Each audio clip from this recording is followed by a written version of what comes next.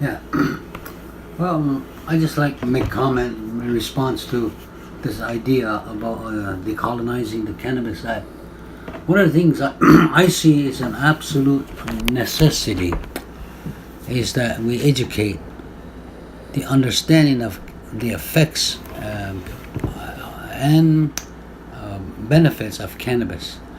Up to this point, we've had a very negative stereotype of cannabis in our community. It's like we even labeled it in the language in a negative connotation. We say kayukwaks. It's not a good way to describe this a plant that has all these benefits around.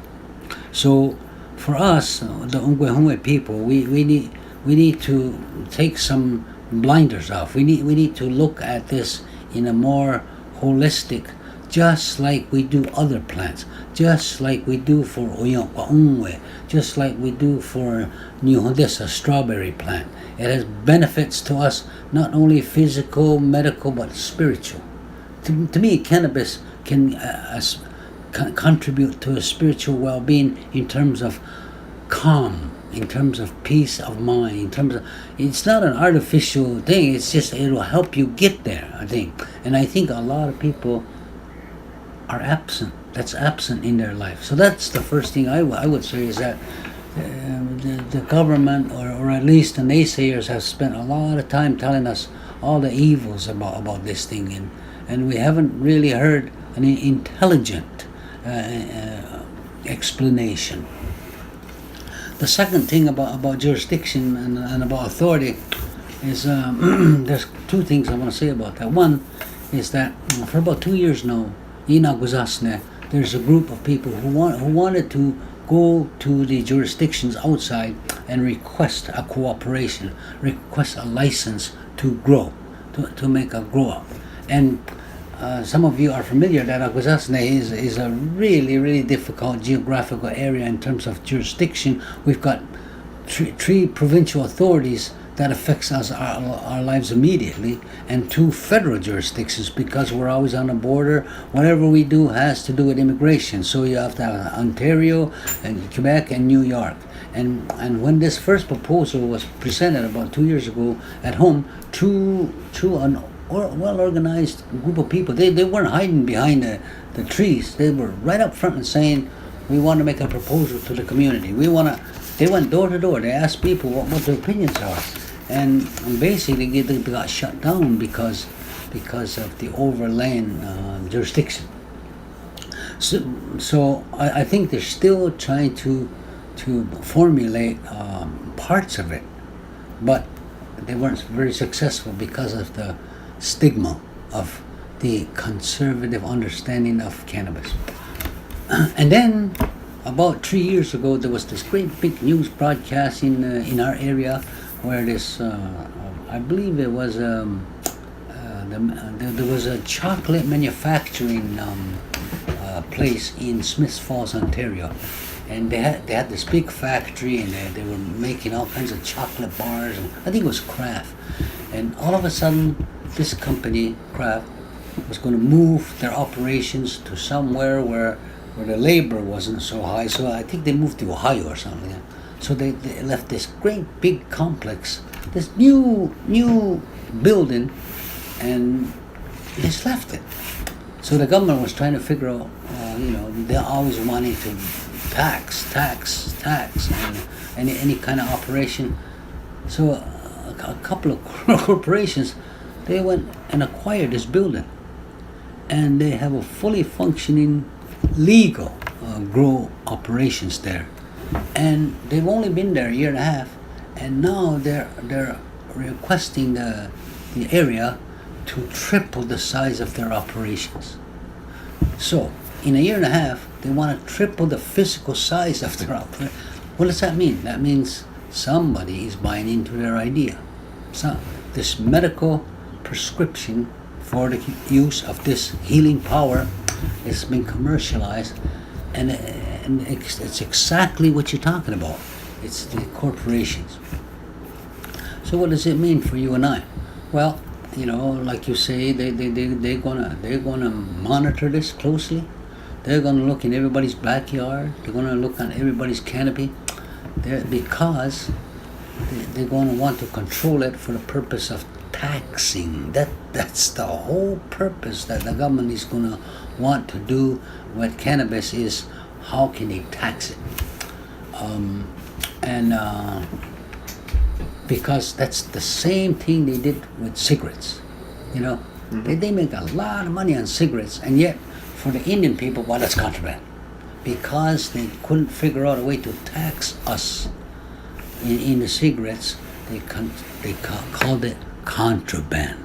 The same thing's going to happen for cannabis because the governments, the outside government, do not have an apparatus to levy an operations tax or sales tax or any of that.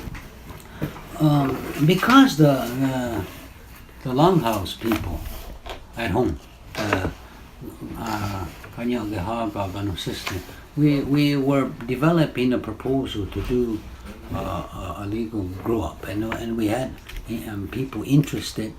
We had a whole group of investors, legally people, judges, stuff on a board, and we were trying to propose to do a medical grow up.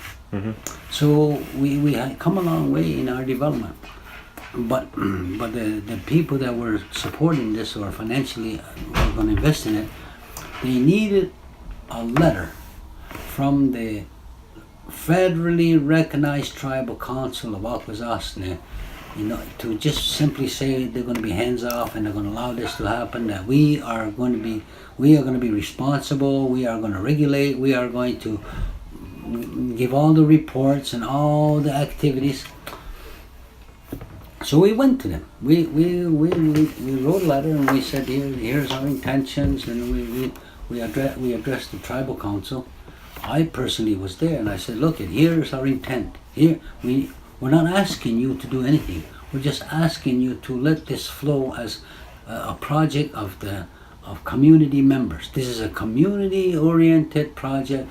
We feel that we can make some really good contributions in terms of this, that, and the other, employment and regulations, and they said, well, we're not sure.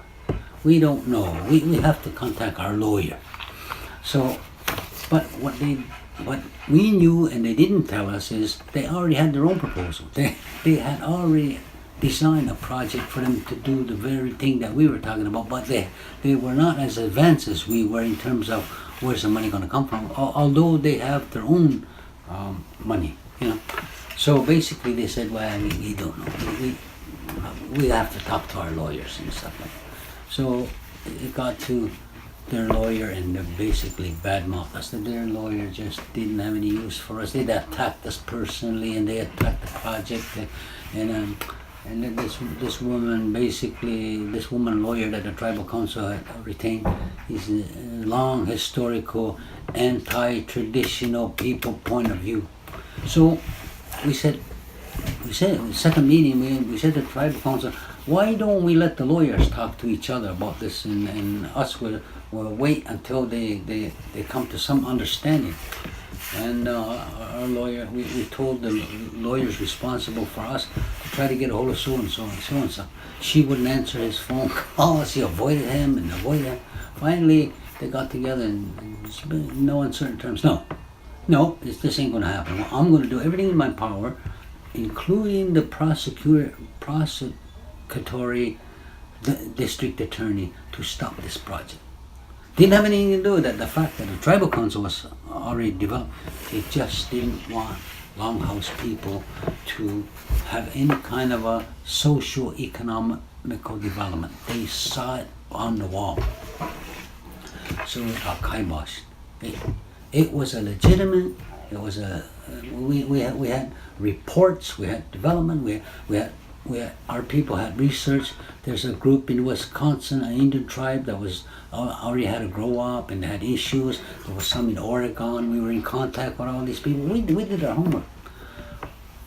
The problem is that the non-Indian legal has a warped idea about what traditional councils are. They think that we're a bunch of criminals.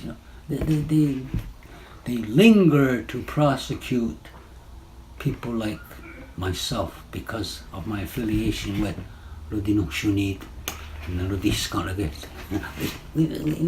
We've beat them in a couple of chess games and they resent that. And it comes into play. So the issue with decolonizing, we would get behind that because we think it's real. It makes sense to us. But we can't be. We have to figure out a way where we can't pollute the discussion with their failure to understand about what our principles are, because they're not going to accept it. They're not going to accept us. So we have to find some way to talk to them without the prejudices they have against Haudenosaunee councils. I mean, they can talk to the, like, I'm sure they can convince the Ontario. Because they work with them anyway. You know, they're already tribal council. They can convince the Mohawk Nation Council of Chiefs. I'm sure they can, because they work with them anyway. But for people like ourselves, it's a prejudice already. So that's what I have to say about this.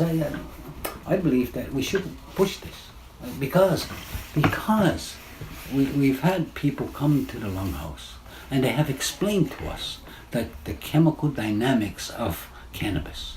They had told us about the different effects of people's medical problems. They have told us about the areas that it can be used in oils, in safts, in all. And then this man spent 2 days with us, and he's a scientist. He's looking at this matter. He spent his life looking at this, and he says it's nothing but good. He says it's nothing but good. So we understood him, we listened to him, and we agree with him. It's good, but the overculture is going to want tax. That's going to be the dilemma. Mm-hmm. Did you have any thoughts about how this might be similar to the beginnings or the origins of the tobacco industry, and how if you have a situation now in Tyendinaga where there's something like 10 cannabis dispensaries around the community. Again, each community is a little bit different. What's happening in Tyendinaga never happened in Aguasasne. Never. Because the Band Council Police Department is in the pockets of the RCMP. Okay? And we have two police forces in Aguasasne. We have Band Council Police and we have Tribal Police. They both are in cahoots very closely with federal. That's the difference with the Tyendinaga. They're not. Right? There's a little bit of distance between provincials and federals and the local Indian police. Kahnawake is also different. Kahnawake they don't have police, they have peacekeepers. Okay? And for the long history of the tobacco trade in Kahnawake, they always had hands off because they considered it economic development. They didn't enforce. But the feds were pressuring them to arrest so and so. They even set up sting operations to criminalize somebody, and the peacekeepers will no. So each community is going to be a little bit different. I don't know about Six Nations. I'm not aware of the relationship between the local police department and I'm sure the OPP don't have a good reputation in Oswego. I guess I could say that for sure. But the overall thing is that the police they always want to be in control. They want to have the upper hand. It doesn't matter if you make sense of what you're talking about. They'll tear that apart and put their control on the masters in federal, provincial, and again, the only reason they would approve of it is for taxation. That's the same thing with the tobacco industry. It wasn't contraband; it was untaxable to them. They couldn't find a way to tax it. That's why they had to criminalize it. It seems that will be it'll be difficult for them to to enforce that taxation regime, given that cannabis can be grown on reserve relatively easily and it has a relatively low startup cost to get invested in it, and then especially in a place like Tyendinaga, they have the 401 going right by, so there's lots of traffic, and they'll have that no tax advantage. Yeah. As well. What I can tell you is that for me personally, I monitor the newspapers in upstate New York, and a lot of times I see people who have been arrested because the border is now patrolled very heavily with Homeland Security. Like the border patrol has upped the end. I mean, they're really sophisticated, and a large team of border patrols out there, and they're monitoring. So you see it often in the newspapers where somebody got caught with pounds of marijuana and stuff like that. So this thing's been going on all the time. It's just that now, because of the potential of the regulations in Canada changing, the security because of Onkwehon straddles the border, they've built a surveillance wall. There's a surveillance wall there. There's a monitoring. There's a nighttime vision monitoring. I'm telling you, we're under the microscope of this, because we're looked at as the avenue where you could pass these things through. It's not any more fluid than any other part of the border, but it's just that we have a history of that, and it does exist. There's no question about that. So. I think Onkwehon has to set this one out, because we're just going to bring a lot of negative debate into the subject because of our past history. That's my sense. It may not be true, but that's my sense. We were talking earlier about how pretty much any different substance or plant or drug or anything can be abused. Like it has its positive aspects, but it can also you can also abuse it. How would you propose dealing with that from the Longhouse perspective, in terms of a substance that is beneficial and has undoubted medical benefits and industrial and commercial applications, but which there's very real concerns about it being abused? Yeah. Well, the first thing I would say is I would plead with the families. Please have a discussion about this. Please talk about it in your family, because each family has different medical issues. Each family has social issues.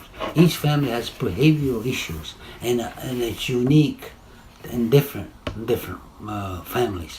And then it comes to the clan, the collection of families.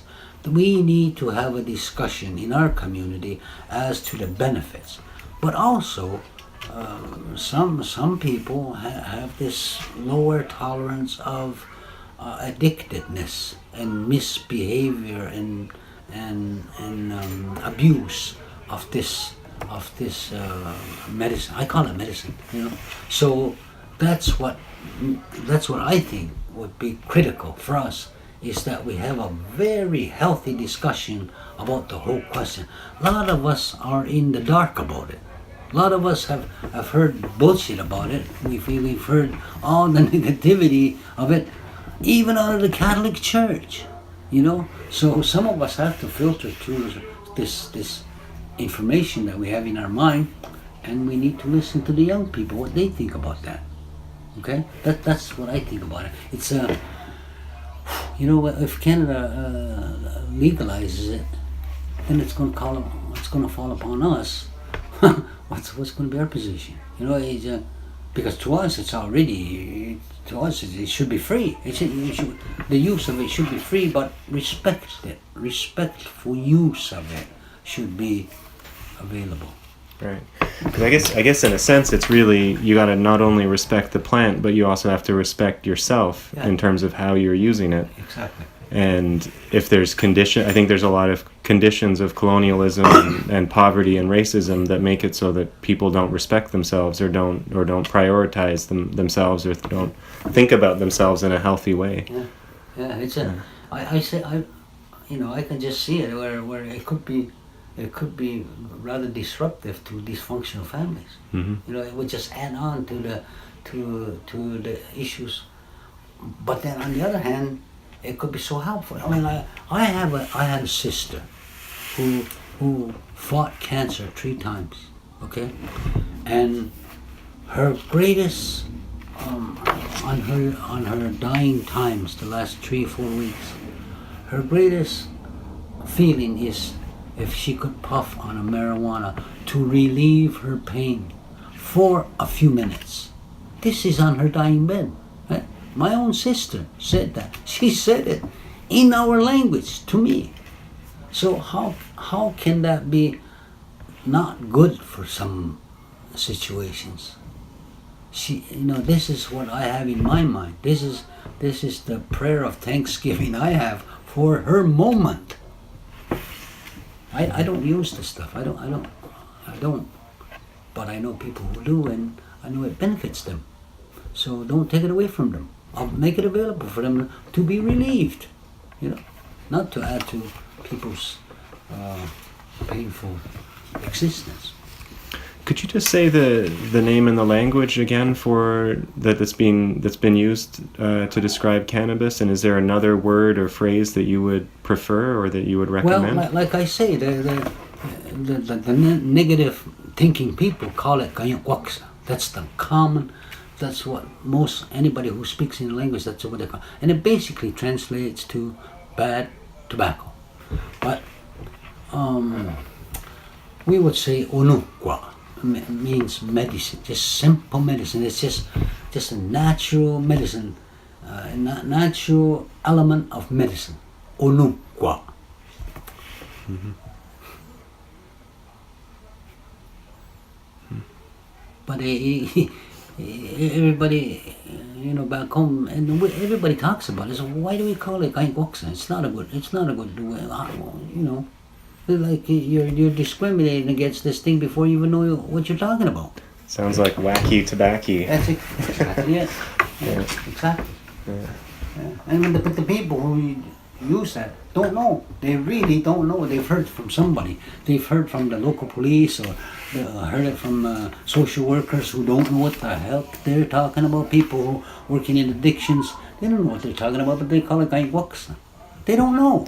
Well, it's such a thing too in terms of the historical criminalization of the plant, like going from being folk medicine used everywhere and grown and used for fiber, and to being something that was used to criminalize Mexicans, Onkwehon from the south, and black people, right, and to give the FBI something to do after Prohibition ended on alcohol, and of course benefiting the pharmaceutical industry who they can't make money on it because anybody can grow it. Mm-hmm.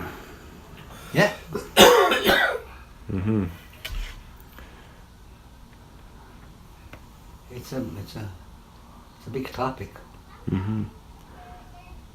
Yeah, Would you be interested in if there was a gathering of the different people, the different Mohawks in the industry in Tyendinaga to talk about the plant or talk about a way forward, or even the different Longhouse people that are, because there's a lot of I guess there's people, both Longhouse and non-Longhouse people, involved in the development of the industry in Tyendinaga, but it does really seem that it's over the last 2 years it's expanded to a level where it's a lot of the cigarette, or a lot of it's everywhere. Yeah. Well, I can tell you that in the Tyendinaga, I have a few friends that are in the industry, and they seem to be very positive about it. They don't see any downside. I don't know. I really truly don't know. But I sense that they're trying to get organized on a national level in Canada. They want to form some kind of an organization of Indigenous people across Canada who are interested in this matter, and they want clarity. They want it to be clear what the heck they're talking about. They don't need the outside's negative connotation within their discussion. I've spoke to people who spend a lot of time looking at the benefits of it. The people who have dissected the chemical and who have put it in the oils and the way to administer, like through candy, through tea, stuff like that. It's not only just about smoking it. There's all kinds of other ways of administering it and to get the same effect. As I understand it, I don't know that to be true, but I heard people talking about it. And so I see a lot of potential for a lot of discussion. The problem is, it's like there are so many points of view. Like if we went to the Longhouse and brought up this subject, we would spend a lot of time hearing people's point of view. And the majority of it, I think, would be in a positive manner. But there's going to be some serious naysayers on that question. You know, people who have stories that ill affect somebody in their life related to the abuse of it. See, that's the difference. There's use, respect, and then there's the abuse of it. You know, and people got to figure out that it's not the same. It's not a continuum. It's two different things. That's the way I really don't know a lot about the subject, but I would be happy to go and listen and to provide my understanding of background about who we are as it relates to the question that as it's raised. Mm-hmm. You know what I'm saying? Mm-hmm. So one thing that's coming out of it is this one of the things that the group, the National Indigenous Medical Cannabis Association, one of the things that's come up in their discussions is, well, okay, there needs to be some kind of a regulation on this in order, in order to make sure that the medicine that's been grown is not doused with pesticides, or that it's or that you can tell the content of the THC content or the CBD content, or that there's a regulation of that and a testing. And so they've discussed developing the capacity to do their own kind of in-house testing, so they can affix labels saying this has been certified by this association and it has this, and it's, there's some accountability. If you're being made sick by the medicine that is supposed to be healing you, then you can do that. Yeah. And then there's also been this question of like, well, how do they ensure that, or like, I guess like, how do you give back? Like, what is the mechanism that the individual businesses give back to the community or give back to the Longhouse if it's a Longhouse that's sanctioning this? This or acting as an umbrella or acting as a defense mechanism or legitimizing it. One of the things is like, well, is there, do you buy stamps that are affixed to the product, and then when you sell that product, that is not only approved by the medical association and has been tested through there, and I think there's a mass spectrometer for, I think, somewhere around $60,000-$70,000, and it can test anything and tell you what are the chemical components of it. But then do you have a system where you have that kind of labeling involved, and that's how there's a give back to the community? Because you get this question about like, well, people don't want to be taxed, and they also don't want to be they want to say, well, okay, I'll give back, but let me decide what maybe give a list of these are the things that could be supported, and I'll pick from that list and give to the person that I want, or I'll give back in this or that way. But it becomes a prickly issue because you don't want to, in order to have the kind of, if you had a certain degree of regulation and oversight, then you essentially replicate the Western colonial state system of control. I'll tell you, it's a very complex, because we went through those very same issues with tobacco.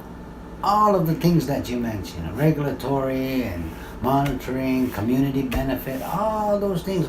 For years and years and years, we've been debating this stuff, And although there was a very clear need, it never came to benefit. People always found an excuse to avoid the contribution part. They would find reasons why, or they would predetermine what the level of contributions are. I mean, we've been through this thing for 20 years or so, and it's a complicated formula, but I think there needs to be a formula. There needs to be an understanding of because it's going to affect the community should have a voice and a saying what's the regulations of in this behavior. And the Longhouse can only be a reflection of the community. It's not a regulatory body, right? It's a reflection of the community. What the community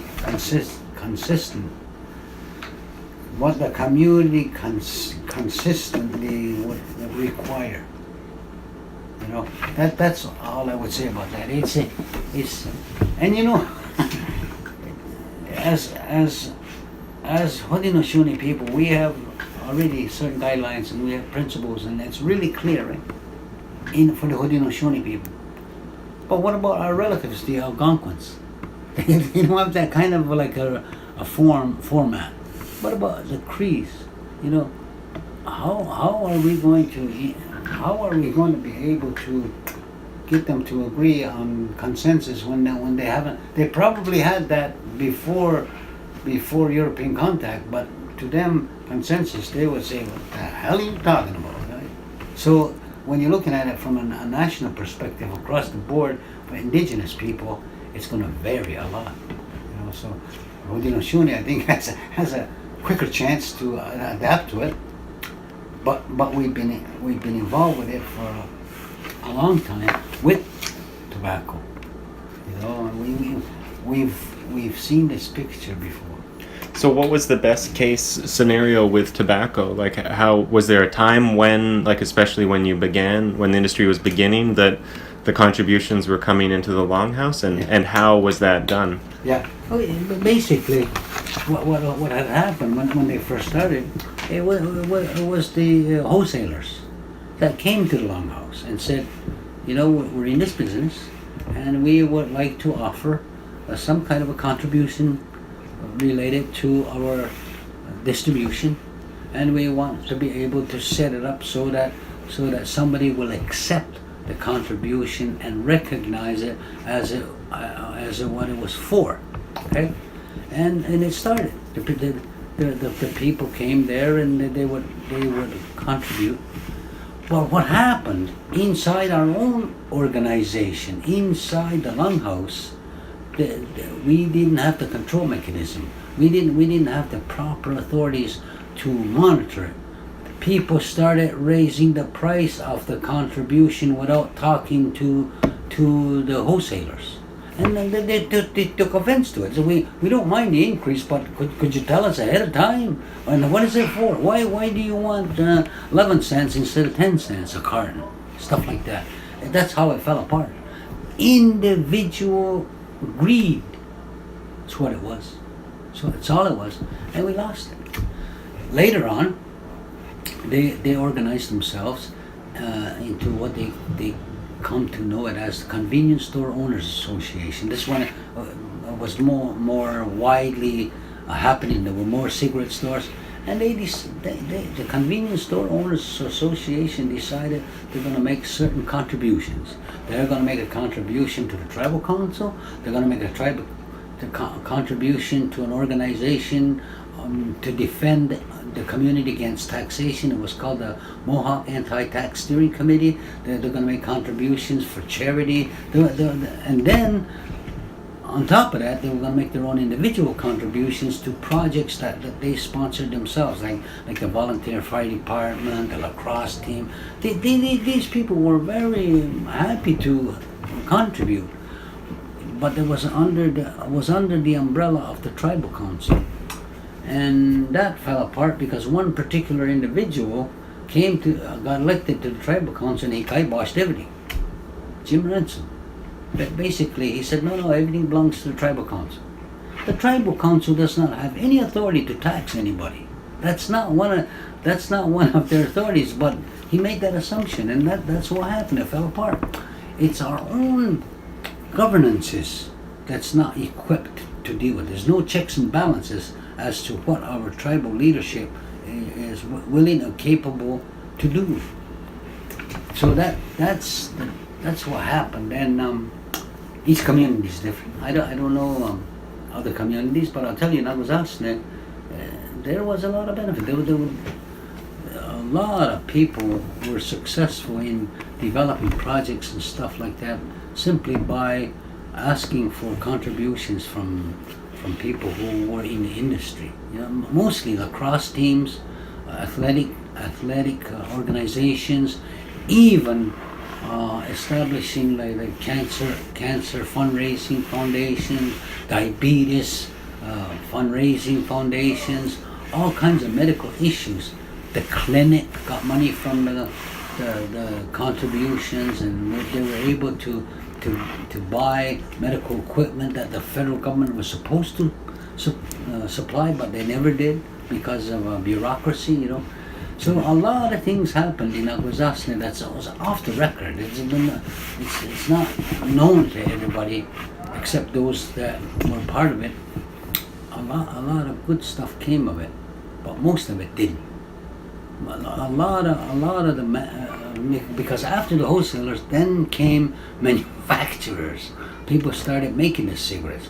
That was a whole different layer, that more recent, and it didn't seem like the manufacturers were willing to take the position of contributing. Especially some of them, the bigger ones, got assessed by the Internal Revenue Services of the federal government.